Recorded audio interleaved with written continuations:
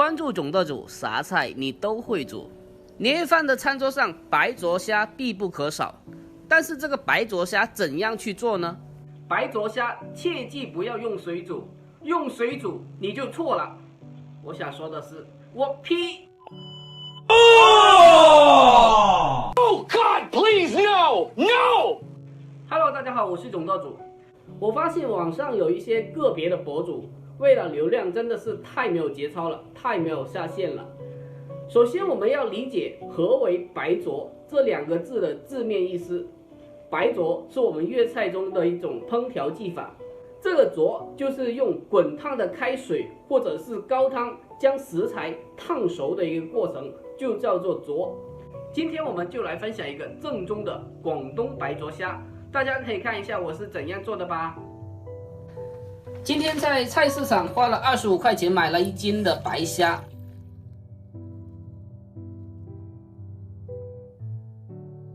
买回来了时间有点长，有些都挂了。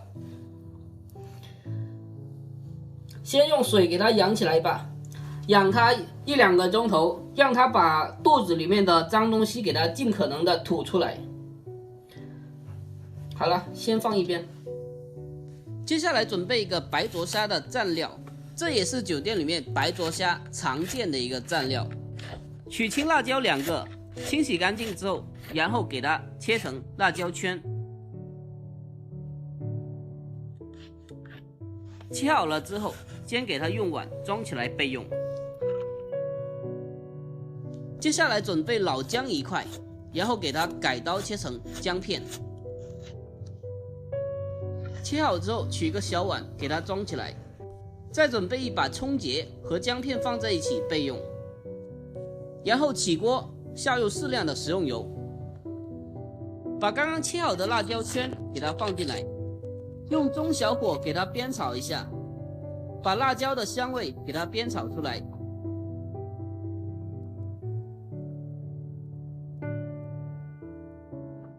将辣椒圈给它煸炒熟，然后给它倒出来备用。接下来重新起锅，烧1大锅的水，然后再把姜葱给它放进来，再来少许的料酒或者米酒，然后盖上盖子煮2-3分钟，把姜葱的味道给它煮出来。2-3分钟之后打开盖子，这时候就可以把我们的白虾给它放进来。大家注意哦，错虾一定要等到水开之后再放入大虾，这样防止虾在锅中煮的时间过长，虾的蛋白质还有鲜味就会流失太多了。而姜葱起到去腥增香的作用。另外，姜片是比较温和的辅料，可以中和海鲜的一个寒性。每天都在很用心的教做菜，如果我的视频对您有所帮助的话，能否帮小老弟点个赞，支持鼓励一下呢？真心的感谢您了。具体的焯水时间，以我这虾为例，等到水再次的烧开之后，再煮30秒就可以了，然后捞出来去掉姜葱。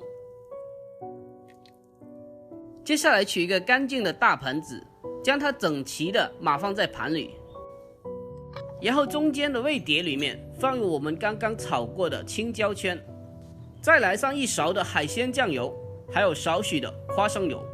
这就是广东酒店里面常用的蘸料椒圈酱油。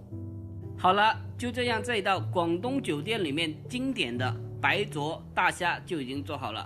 这样做出来的白灼虾口感紧实，非常的清甜鲜美。接下来分享一个大虾去壳超级实用的小技巧。我们从虾壳的第2节轻轻的往下一抠，然后捏住虾尾一拉就出来了。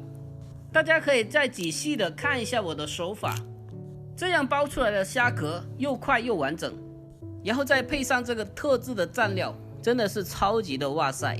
这个小技巧我一般是不会告诉别人的，你还不赶紧收藏起来？